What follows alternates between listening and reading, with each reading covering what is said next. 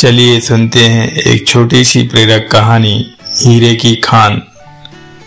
Africa महाद्वीप में हीरों की कई खदानों की खोज हो चुकी थी, जहां से बहुतायत में हीरे प्राप्त हुए थे।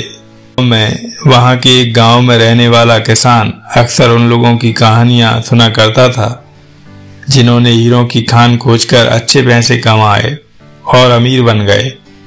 वह भी हीरे की खान खोजकर अमीर बनना चाहता था। एक दिन अमीर बनने के सपने को साकार करने के लिए उसने अपना खेत बेच दिया और हीरों की खान की खोज में निकल पड़ा। अफ्रीका के लगभग सभी स्थान छान मारने के बाद भी उसे हीरों का कुछ पता नहीं चला। समय गुजरने के साथ उसका मनोबल गिरने लगा। उसे अपना अमीर बनने का सपना टूटता दिखाई देने लगा। वह इतना हताश हो गया कि उसके जीने की तमन्ना ही समाप्त हो गई और एक दिन उसने नदी में कूदकर अपनी जान दे दी। इस दौरान दूसरा किसान, जिसने पहले किसान से उसका खेत खरीदा था, एक दिन उसी खेत के मध्य बहती छोटी नदी पर गया। सहसा उसे नदी के पानी से इंद्रधनुषी प्रकाश फूटता दिखाई पड़ा।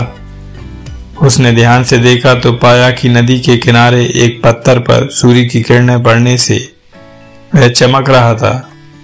किसान ने झुककर वह पत्थर उठा लिया और घर ले आया। वह एक खूबसूरत पत्थर था। उसने सोचा कि यह सजावट के काम आएगा और उसने उसे घर पर ही सजा लिया। कई दिनों तक वह पत्थर उसके घर पर सजा रहा। एक दिन उसके घर उसका एक मित्र आया। उसने जब वह पत्थर देखा तो हैरान रह गया। उसने किसान से पूछा, मित्र, तुम इस पत्थर की कीमत जानते हो?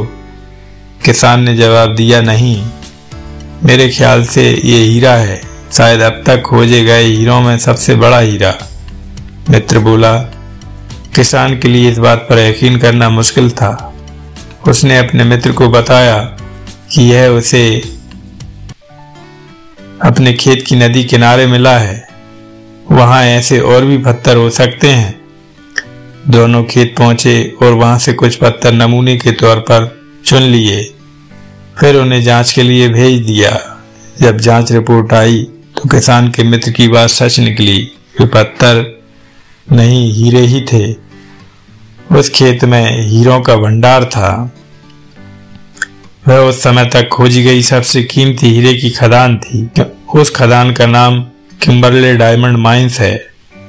दूसरा किसान उस खदान की वजह से मालामाल हो गया।